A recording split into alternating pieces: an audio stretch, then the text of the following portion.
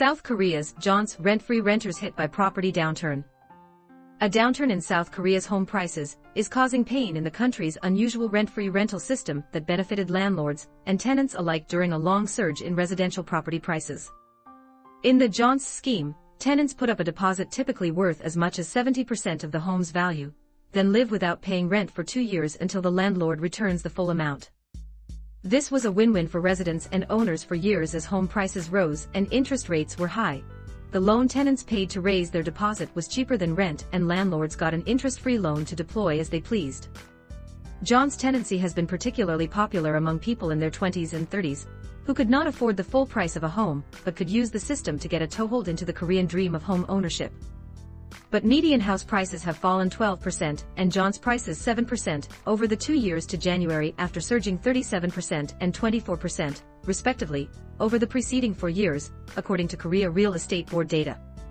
Overextended landlords are failing to return deposits, hitting younger tenants especially hard, and threatening to undermine trust in the system. Yoo Ha-jin, 28, regrets not getting insurance for her jeonse deposit when she signed in March 2021. Her bankrupt landlord told her in December the property would be auctioned, and she could expect to get around 45% of her deposit back at most. That means she will owe at least 33 million won, $25,000, for the loan she took out on her jeonse contract expiring next month. I thought I would be just fine as long as I could get a jeonse deposit loan from the bank, Yoo told Reuters. Insurance claims for failed jeonse repayments more than doubled last year to a record 1.17 trillion won, $903 million, according to Korea Housing and Urban Guarantee Corp., one of the country's 3 major guarantors.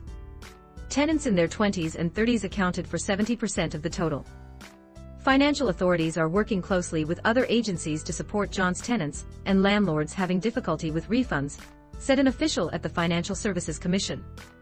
Police are cracking down on jeonse-related crimes, saying organized fraud cases more than tripled last year to 622.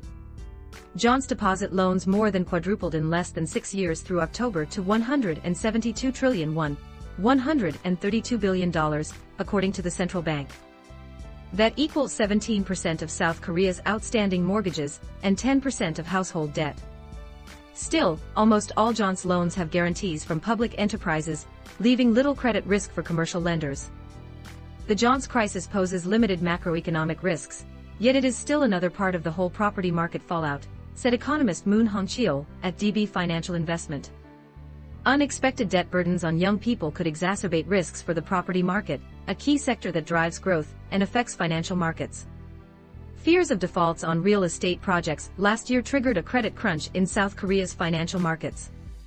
Some investment banks, such as Nomura and Citi, predict the Bank of Korea will start cutting interest rates as soon as the next 3 to 6 months to engineer a soft landing for the property market.